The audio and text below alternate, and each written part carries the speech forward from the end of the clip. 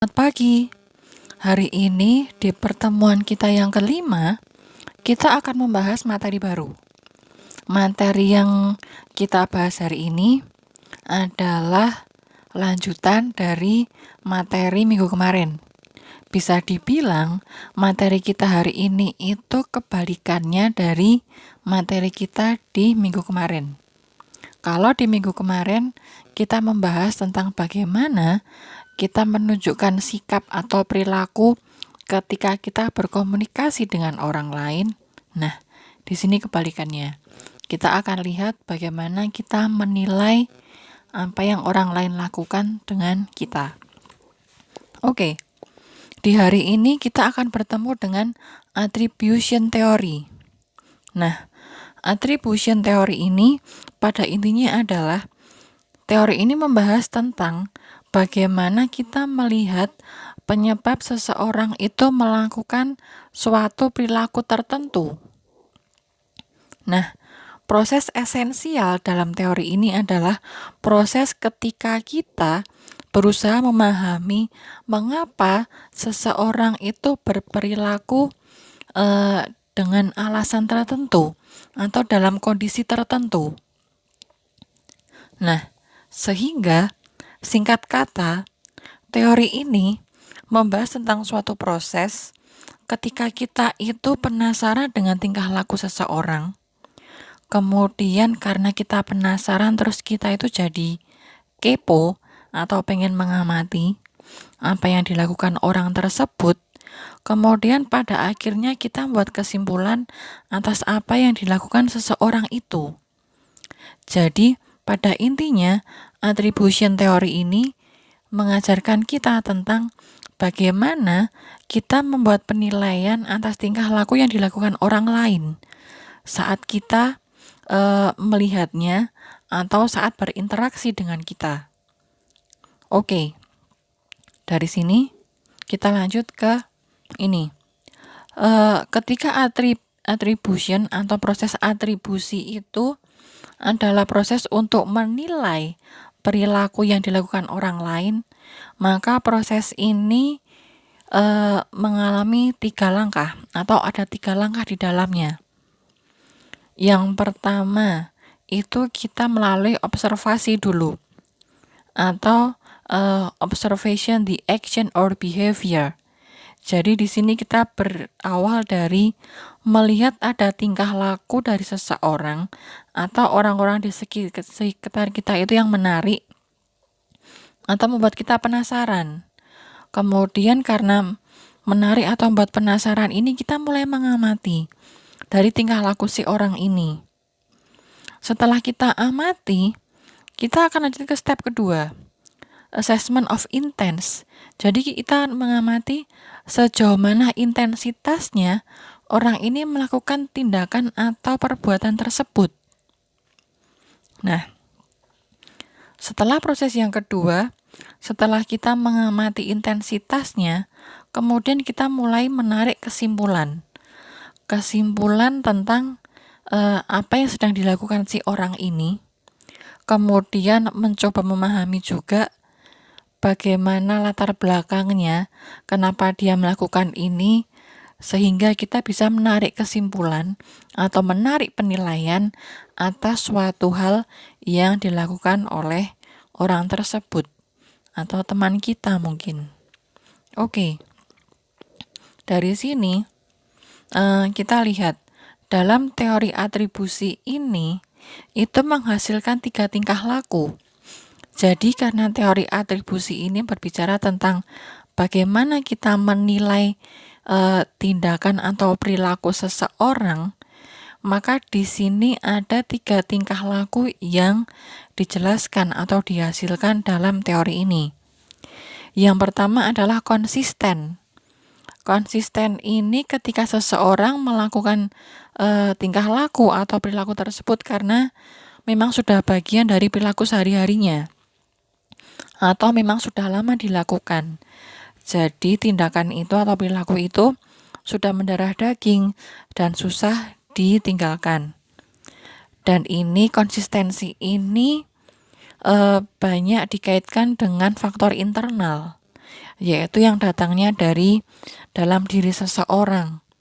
Jadi konsisten ini cirinya adalah orang yang konsisten melakukan suatu perbuatan yang sama di waktu-waktu yang sama pula. Jadi misalkan kalian tipikal orang yang benar-benar cinta kebersihan dan takut sama kuman. Kemudian dari rumah sudah diajarin oleh keluarga kalau kita makan di luar rumah, kita harus memastikan sendok dan garpu itu bersih. Maka sebersih apapun sendok dan garpu yang akan kita pakai tetap harus dilap ulang. Nah, ketika ajaran ini sudah mendarah daging, kemudian sudah kita dapat dari kecil, terus sudah menjadi kebiasaan dari kecil hingga kita dewasa, maka ketika kita makan dimanapun itu, terutama di luar rumah, baik itu dengan keluarga maupun dengan teman-teman sebaya, itu pasti akan mengulang kebiasaan ini. Kebiasaan untuk membersihkan dulu sendok dan garpu sebelum dipakai.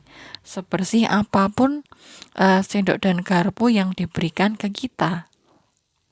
Nah, konsistensi contohnya seperti ini. Kemudian ada perilaku yang kedua, yaitu distinctiveness. Ini perilaku kalau orang Jawa bilang itu nyeleneh atau aneh. Jadi perilaku ini ketika seseorang itu melakukan tingkah laku dan yang dilakukan itu hanya semata karena situasi yang di sekitarnya yang memaksa untuk berperilaku seperti itu. Dan tingkah laku yang ditunjukkan itu berbeda dari orang-orang di sekitarnya. Jadi ketika kita lihat ada orang kok beda sendiri, entah itu misalkan kalau zaman saya kuliah waktu S1 dulu, saya ingat ada teman saya yang dandanannya gotik, jadi segala sesuatunya serba hitam, dan itu lumayan mencolok perhatian gitu, karena dia cewek. Ketika teman-teman yang lain dandanannya cenderung feminin atau sporty, nah saya punya satu teman yang beda sendiri, dandanannya gotik, serba hitam, cat kukunya hitam, bajunya hitam, bawahannya hitam, terus tasnya juga hitam, segala aksesorisnya juga hitam, dan dia memang cenderung berbeda. Nah, ketika kita melihat sesuatu yang cenderung berbeda sama sekali dengan kita, nah itulah contohnya distinctiveness. Ketika kita melihat seseorang itu yang beda dengan kita, kemudian mungkin karena dia gotik dandanannya, mungkin juga ada beberapa tingkah lakunya yang berbeda dari teman-teman yang lain.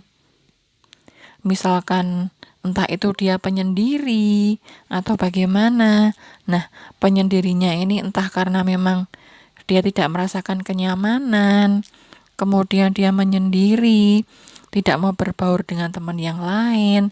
Nah, ketika dia sudah dandanannya beda, kemudian dia menyendiri karena merasa berbeda dengan teman yang lain. Nah, disinilah sedikit banyak muncul tingkah distinctiveness ini. Ketika ada orang yang berbeda, kemudian dan dia merasa nggak nyaman dengan lingkungan di sekitarnya, dan dia merasa harus menghindar dari teman-temannya. Oke. Kemudian ada tingkah laku yang terakhir, yaitu konsensus. Konsensus ini ketika seseorang melakukan suatu tingkah laku atau tindakan itu karena orang-orang di sekitarnya juga melakukan hal yang sama. Contoh simpelnya, ketika misalkan teman kita itu hobi banget minum yang namanya minuman boba milk tea misalkan. Nah, awalnya kita tuh nggak suka sama boba milk tea ini. Tapi ketika kita ngelihat teman kita minum terus nggak lama teman-teman lain juga ikut-ikutan minum boba ini, maka akhirnya kita juga ikutan minum boba. Atau misalkan zaman saya SMA dulu. Waktu saya SMA, saya punya satu teman yang ke sekolah itu pakai lip balm atau lip gloss. Awalnya kita-kita yang cewek sekelas nggak ada nih yang pakai lip gloss. Tapi ketika kita melihat bahwa ternyata pakai lip gloss itu bagus juga, apalagi warnanya adalah transparan, lama-lama teman ada satu dua yang mulai mengikuti. Mereka pakai lip gloss juga. Kemudian setelah itu merembet ke teman-teman sekelas, kita semua jadi pakai lip gloss. Nah, contohnya konsensus seperti ini. Ketika ada satu orang yang melakukan, kemudian kita juga pengen ikut-ikutan untuk melakukan. Itu yang namanya konsensus. Oke, ini adalah 3 perilaku atau tingkah laku yang dihasilkan dari teori atribusi. Sekarang kita lihat. Dalam teori atribusi itu juga mengenal yang namanya fundamental attribution error, atau singkat kata ini ketika kita salah menilai. Nah, salah menilai. Oke, ketika salah menilai itu sebenarnya apa yang terjadi? Pertama, ketika dari kita memandang orang lain, kita akan berpikiran cenderungnya seperti ini. Ketika seseorang itu atau orang lain itu terkena musibah misalkan, atau ada sesuatu hal yang buruk yang terjadi dengan seseorang ini atau orang lain, maka kita akan menghubungkan dengan faktor personal atau internal. Kemudian ketika sesuatu itu berhubungan dengan hal yang baik, misalkan meraih kesuksesan atau meraih hal yang baik, nah kita akan menghubungkan dengan faktor eksternal atau situasional. Nah, contohnya gini. Contohnya misalkan ketika kita melihat teman ini tahu-tahu beli barang branded. Jadi yang biasanya barangnya itu brandnya brand kelas menengah, tahu-tahu dia beli barang branded yang kelasnya kelas atas gitu, high class gitu misalkan. Nah, terkadang kita itu akan punya pemikirannya gini, ya wajar aja ya dia bisa beli barang semahal itu, kan dia punya pacar atau pasangannya kaya, pasti dibeliin pasangannya. Nah, pasti ada asumsi seperti itu, tanpa kita tahu bahwa ternyata teman kita ini memang sebenarnya udah menabung dari lama supaya dia bisa membeli barang itu. Jadi, ketika kita melihat sesuatu hal yang baik, kadang-kadang asumsi kita yang terjadi sebaliknya.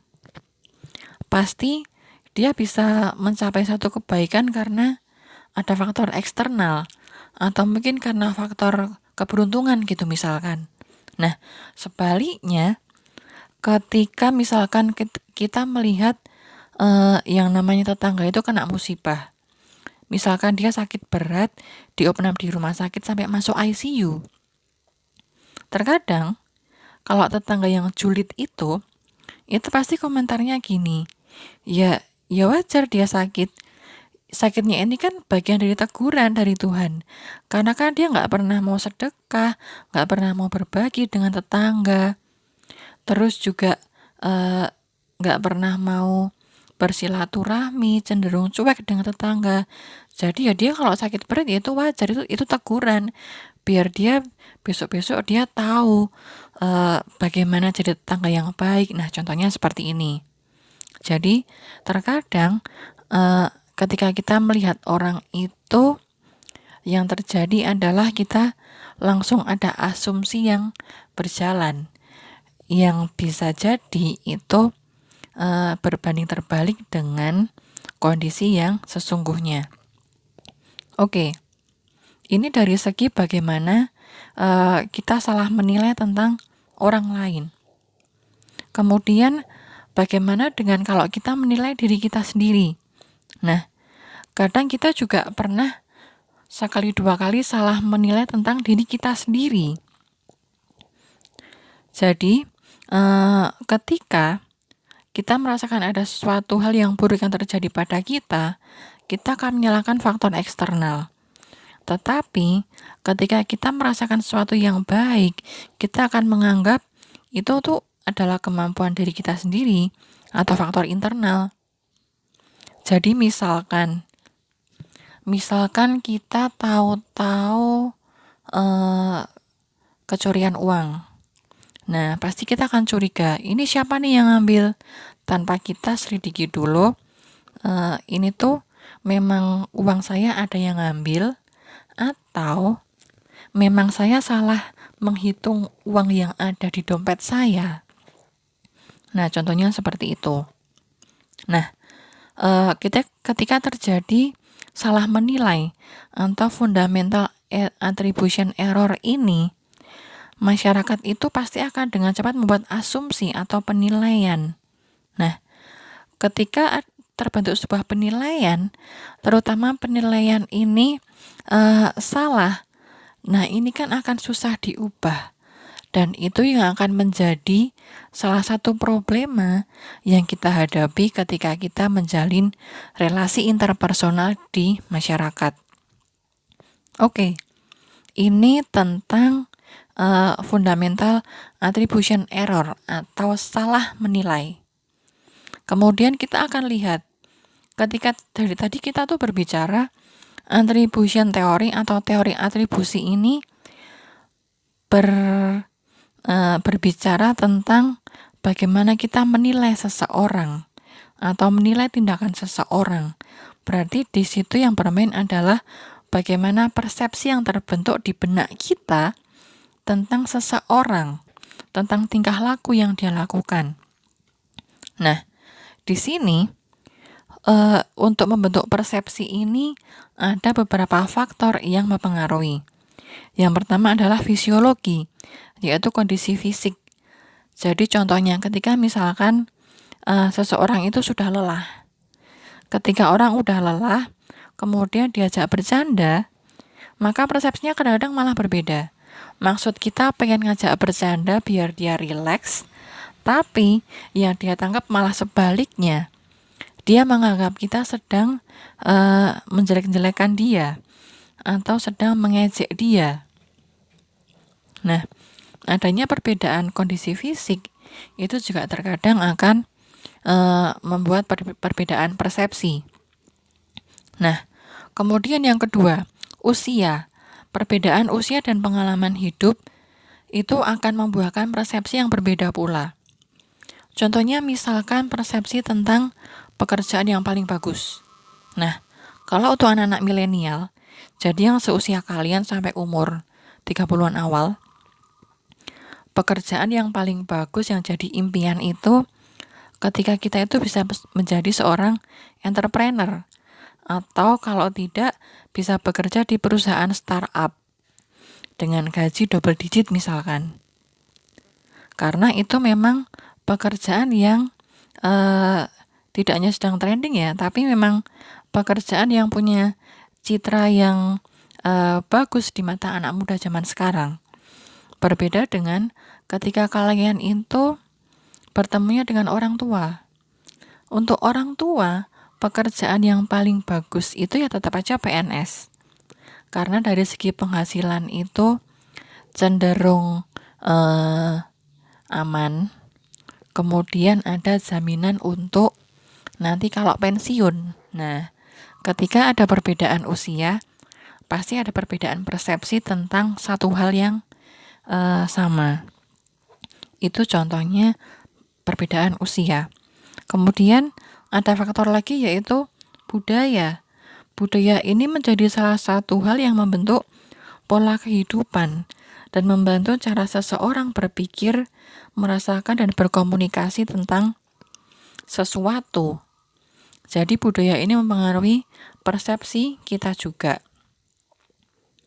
Jadi misalkan persepsi antara kita, misalkan yang orang Jawa, terutama yang ada di Solo, dengan misalkan misalkan kita punya saudara yang dari luar Jawa misalkan, entah itu Sumatera atau Kalimantan. Kalau kita orang Jawa kalau menyampaikan sesuatu itu kan cenderung pelan-pelan gitu. Kita tidak berani mengungkapkan sesuatu itu dengan terus terang. Nah, bedanya terkadang terkadang ya, karena tidak bisa mengeneralisir seperti ini. Untuk orang-orang di luar Jawa, di Sumatera misalkan atau Kalimantan, orang itu sah-sah aja ketika menyampaikan sesuatu to the point. Nah, kadang perbedaan budaya tentang cara berkomunikasi, kalau misalkan orang Solo itu mau to the point itu sungkan, tapi ketika orang luar Solo kadang mau ngomong to the point itu sah-sah aja. Nah, di titik ini itu yang akan mempengaruhi persepsi kita tentang diri kita dan orang lain. Dan juga menjadi salah satu kendala juga dalam komunikasi interpersonal yang kita lakukan dengan orang lain. Nah, kemudian ada juga lingkungan sosial. Lingkungan sosial ini merujuk pada kelompok sosial di mana kita tinggal. Karena kelompok ini yang akan membentuk persepsi kita tentang sesuatu dan juga kepribadian. Oke, selain lingkungan sosial, ada juga peran sosial. Peran sosial itu adalah interaksi yang kita hadapi sehari-hari, mempengaruhi bagaimana cara kita menginterpretasikan dan mengevaluasi peran. Hal ini juga berpengaruh pada bagaimana kita mengkomunikasikan perasaan. Jadi misalkan persepsi tentang kampus. Karena saya dosen, maka persepsi saya tentang kampus itu adalah ya tempat bekerja, tempat mengajar, tempat berkarya. Tapi kalau untuk mahasiswa, persepsi tentang kampus itu pasti akan berbeda. Kampus itu buat mahasiswa mungkin adalah tempat untuk belajar, tempat ketemu dengan aneka ragam tugas, terus tempat yang mengingatkan kita untuk cepat lulus. Contohnya seperti itu. Jadi ketika ada perbedaan peran, pasti memaknai atau mempersepsikan sesuatu itu pasti juga akan berbeda. Nah, faktor lain itu adalah kemampuan kognitif. Jadi kemampuan kita berpikir yang berbeda antara kita dengan orang yang lainnya itu akan membentuk persepsi pula. Kemudian juga diri sendiri. Nah, bagaimana kita melihat relasi interpersonal yang terjalin dengan orang lain itu akan mempengaruhi bagaimana kita memiliki persepsi tentang sesuatu. Contohnya misalkan dari relasi interpersonal yang kita miliki di kampus. Ketika kita tidak memiliki relasi yang begitu dekat dengan teman-teman, maka kita akan punya persepsi bahwa kampus itu bukan tempat yang menyenangkan. Karena teman-teman saya cenderung menjauh dan tidak membuat saya merasa nyaman. Nah, itulah faktor-faktor yang mempengaruhi persepsi. Oke, sampai di sini materi kita hari ini. Penjelasan tentang faktor persepsi ini adalah materi terakhir. Semoga ini bisa membentuk pemahaman kalian ketika kalian melakukan komunikasi interpersonal nantinya.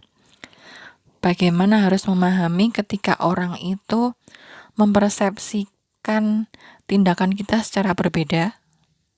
Dan ini bisa jadi bekal kalian juga ke depan ketika terjun ke dunia kerja dan juga ke masyarakat. Oke, sampai di sini penjelasan saya. Semoga mudah dipahami dan kita akan kembali ke classroom untuk berdiskusi. Terima kasih.